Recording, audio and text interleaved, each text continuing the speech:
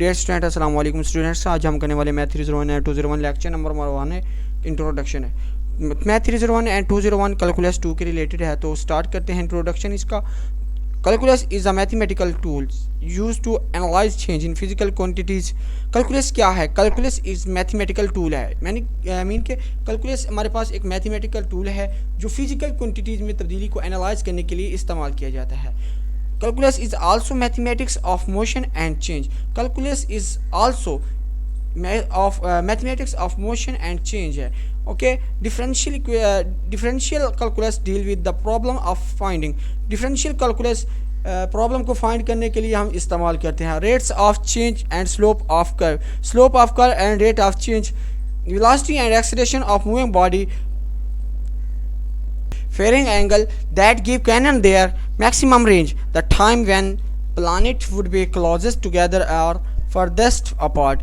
यानी कि जब हमारे पास तब्दीली होती है एक जगह से दूसरी जगह, एक चीज़ जाती है, बॉडी जाती है, तो उसको हम डिफरेंशियल कैलकुलस उसकी फाइंड करने के लिए हम डिफरेंशियल कैलकुलस का इस्तेमाल करते हैं। Rate of change and slope of curve. तो आगे इंटीग्रल कैलकुलस क्या है? Integral calculus deal with the problem of determining of function from information about rates of change. यानी कि रेट ऑफ चेंज से, इंफॉर्मेशन से हम फंक्शन की डिटरमाइन कर सकते हैं प्रॉब्लम को। ठीक है, आगे इंटीग्रल कैलकुलस इनेबल अस। इंटीग्रल कैलकुलस हम किस चीज़ के काबिल बनाते हैं, हम जिस चीज़ को फाइंड आउट कर सकते हैं। तो हम यहाँ पे to calculate length of curve, यानी कि हम कर्व की लेंथ को फाइंड कर सकते हैं। To find area of irregular region in plan, plan में इर्रेगुलर रीजन का एरिया भी फाइंड कर सकते हैं।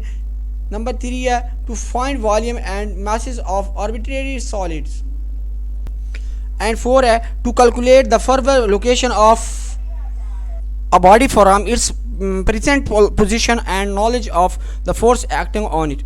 आगे है reference axis system. Reference axis system को फाइंड करने से पहले हम इसको देख लेते हैं कि real line and locate some point on real line. ठीक है, हम जो रियल लाइन है उसको देख लेते हैं, ये हमारे पास रियल लाइन है, और उसके ऊपर जो पॉइंट्स दिए गए हैं उसको हम देख लेते हैं।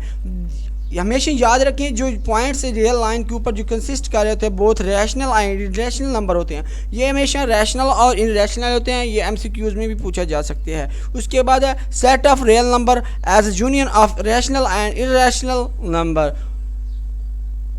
Then we have locate sum of irrational or as well as rational numbers,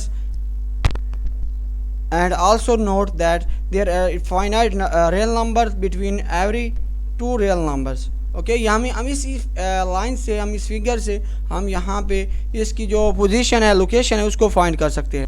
Now any point on x axis will be denoted by the order pair whose first element which is known as abscissa is a real number।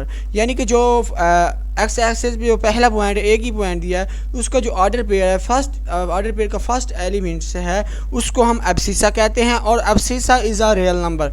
ये याद रखना है, MCQs में पूछा जा सकता है। Abscissa is what is abscissa? Abscissa क्या है? या एब्सिसा रियल नंबर है या इमेजिनरी नंबर है, कोई भी पूछा जा सकता है।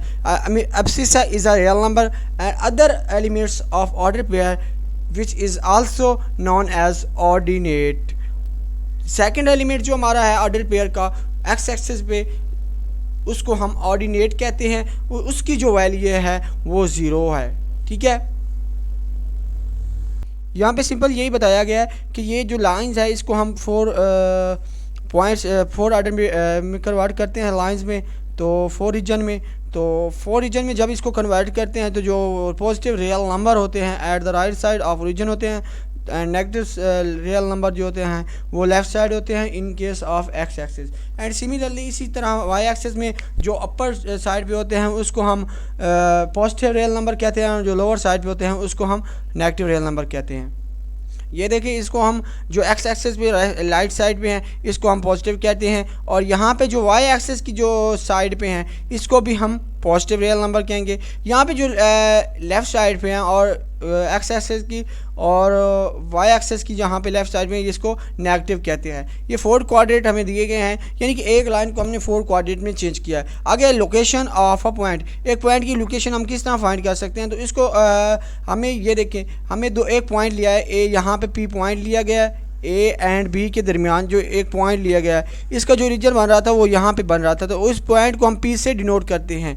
पी से जब X axis and Y axis पे एक पॉइंट बन रहा है एट द ओरिजिन, तो इसको हम पॉइंट पी से डिनोट करते हैं। आगे हमारे पास इसी तरह की इस फिगर दी गई है, ओरिजिन ये दिया गया है, हम पॉइंट पी दिया गया है, और साथ में एक्स एक्सिस पे हमारे पास 3 X and Y and ji axis, यहाँ पे हमें 3 एक्सिस दिए गए हैं। तो यहाँ पे X plane X axis 0, Y is equal to 0 and Z is equal to 0 at the origin.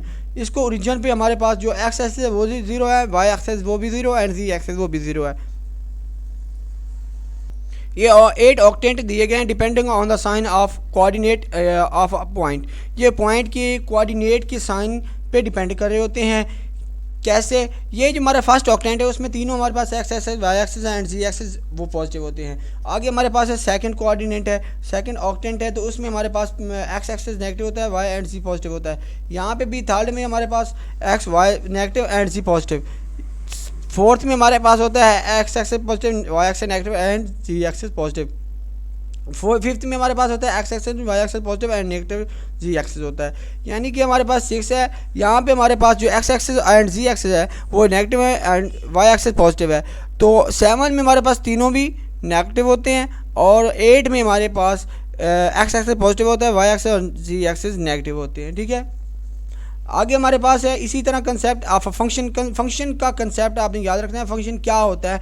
Function denote the dependency of one quantity on other quantity, यानी कि एक क्वांटिटी की तब्दीली से जो दूसरी क्वांटिटी में चेंज आता है उसको हम फंक्शन कहते हैं। The quantity X is called independent variable and quantity Y is called dependent variable. ये किस तरह डिपेंडेंट और इंडिपेंडेंट हैं? एक्स इंडिपेंडेंट है और वाई डिपेंडेंट है, क्योंकि Y is equal to F X function में दिया गया है। तो ये एक्स की अगर हम वैल्यू चेंज करें तो वाई की वैल्यू चेंज होती है। ठीक है, अगर हम y की वैल्यू चेंज कर दे तो x की वैल्यू चेंज नहीं होगी। यानी कि हमारे पास जो x की है वो इंडिपेंडेंट है, यानी कि हम x को इंडिपेंडेंट ले लेंगे y के, और y है हमारे पास डिपेंडेंट वैल्यू। अगर हम y की x की वैल्यू चेंज करेंगे तो हमारे पास y की वैल्यू ऑलमोस्ट चेंज हो जाएगी। अगर एग्जांपल ऑफ फंक्शन, ये एग्जांपल दी गई हैं। Area of a circle depend on the radius R by equation, यानी कि ए हमारे पास दिया गया है और इसकी जो आर को चेंज करने तो एरिया इसका चेंज हो जाएगा। यानी कि आर हमारे पास इंडिपेंडेंट है, इंडिपेंडेंट है और ए हमारा डिपेंडेंट है। आगे इसी तरह वॉल्यूम है, तो वॉल्यूम में हमारे पास जो लेंथ इसकी चेंज करने से इसका जो वॉल्यूम है वो भी चेंज हो जाएगा। ये आगे एग्जांपल भी है और MCQs में भी पूछा जा सकता है।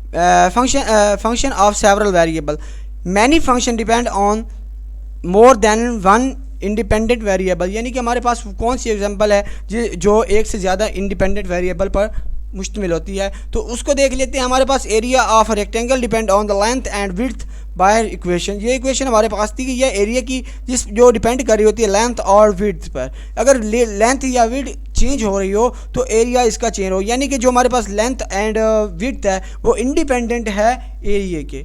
तो एरिया हमारे पास डिपेंडेंट बनता है किस पे? लेंथ और विड्थ पे।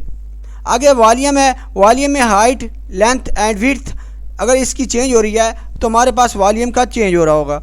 आगे है होम असाइनमेंट है,